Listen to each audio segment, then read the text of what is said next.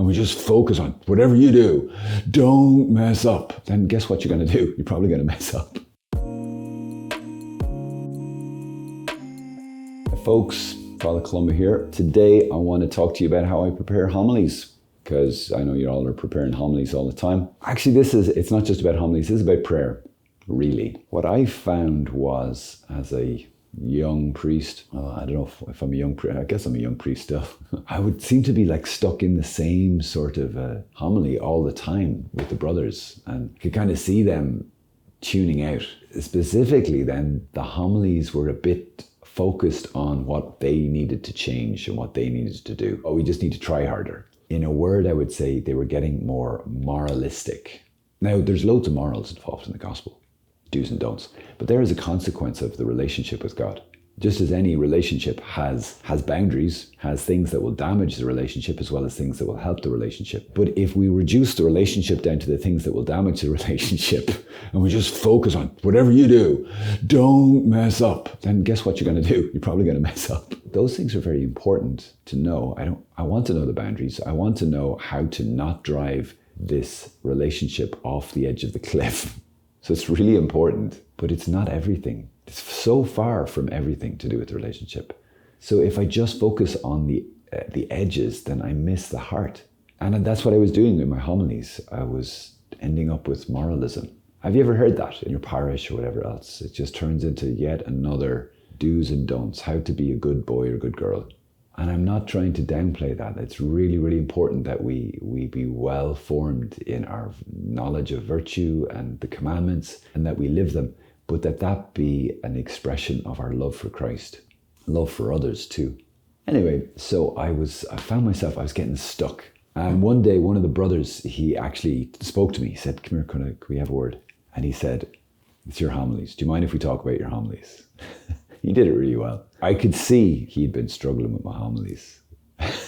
He was assuming a certain pose, and it's a bit of a giveaway. The head would go down.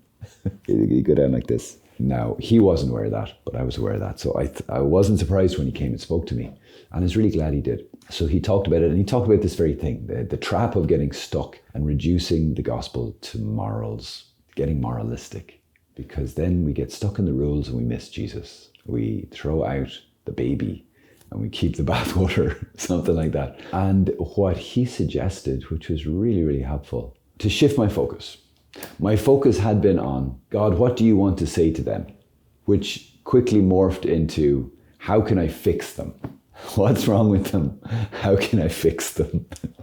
It's the temptation of preachers, folks. We want to fix you because we're really nice guys and we want to help, but then it just goes weird. It can go a bit weird and we can miss Jesus, and it just becomes me advising you. Do you ever feel that? Or maybe a little patronized by a homily, maybe one of my homilies, quite possibly, because I forget this every now and again.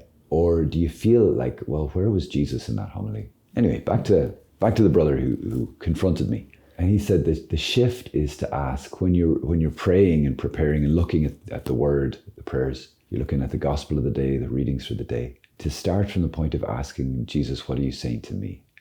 That's the difference. How is Jesus challenging me in these scriptures? What is the living word? Where am I feeling challenged and uncomfortable? Where am I feeling invited? Where am I feeling loved? What's the living word saying to my living heart? To bring myself and my day and my needs and my fears and all that I'm feeling and going through and experiencing right now in my life, can I, as a priest, as a preacher, as a Christian, bring that to God's living word? His real heart, his real thoughts and feelings for me. And can I let those two things meet? Because that's when we let the human and the divine touch. And that's where the gospel is. Everything else is, we're going to end up in too much humanity, or we're just going to get super spiritual and it's going to be disconnected from reality and it's not going to make sense. God will not hold back, but if we won't present ourselves as, you might say, a chalice to receive his inpouring, his blood, his spirit, then he holds back because there's nowhere for him to be received. We have to bring ourselves to our preaching. We have to bring ourselves to our celebrating of the Mass. We have to bring ourselves to our prayer, guys. If you hold back your real self from him, then it's not that he is holding back, but he can't show up the way he wants to in your prayer because you're being fake. I'm being fake. And when I'm fake, I don't get the real Jesus. The real Jesus came to die for the real you, the real me. So in our preaching, in our prayer, let's bring the real us to the table and get ready, because you're going to meet the real Jesus.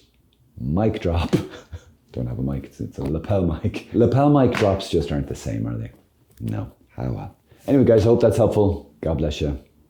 Pray for me and I for you. And if any priests out there, I hope that's helpful, because my goodness, has it been helpful to me. All right, bye-bye now. Bye-bye. Bye-bye.